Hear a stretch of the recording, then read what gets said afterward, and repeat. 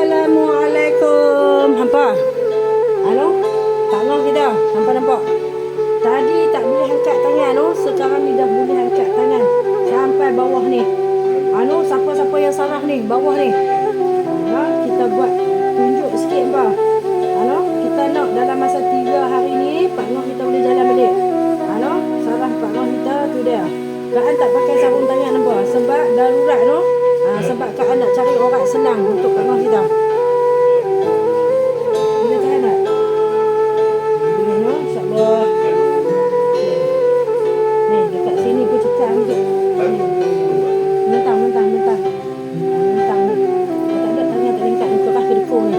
Kak guna minyak saraf janggut Adam Kak. Alhamdulillah kita ikut feedback kita no. Feedback Pak Noh kita dari tak boleh dah boleh no.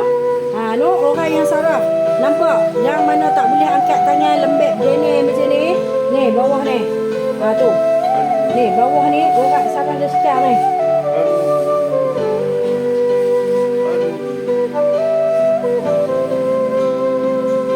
Pasal dengan siap lah. Lembut lah. Okey, kalau dah lembut tengok Pak Noh kita boleh angkat tangan dengan sempurna. No. Boleh angkat tangan dengan sempurna. Dah tak rekod dah tangan. Nampak? Agak lama sikit apa video ni. Agak lama sikit sebab Pak Noh kita tak boleh jalan. Tengok. Duduk. Jalan ni turun. Letak pinggang Pak Noh kita ni. Ni. Dekat sini. Semua sakit ni. Sebab tu dia tengok. InsyaAllah.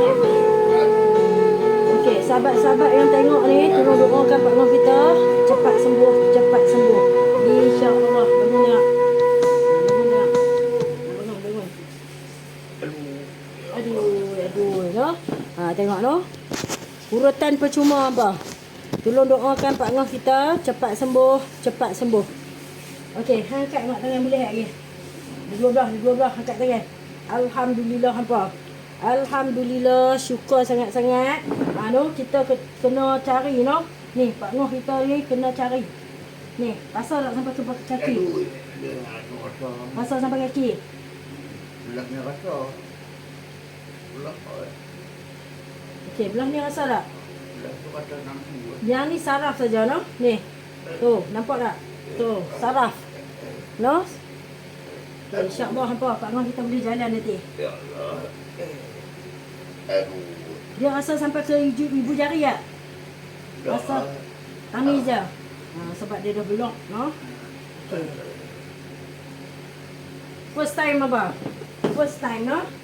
No, siapa kata orang yang dah ada dialisis tak boleh urut? Siapa kata dialisis tak boleh urut?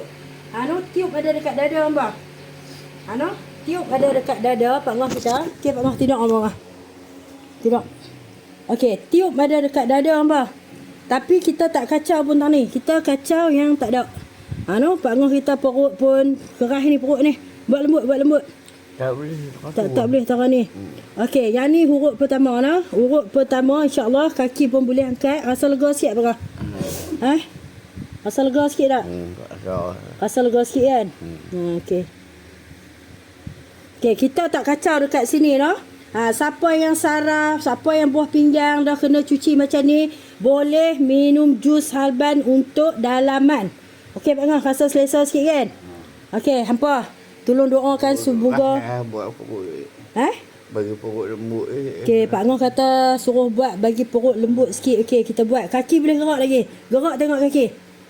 Kaki boleh gerak.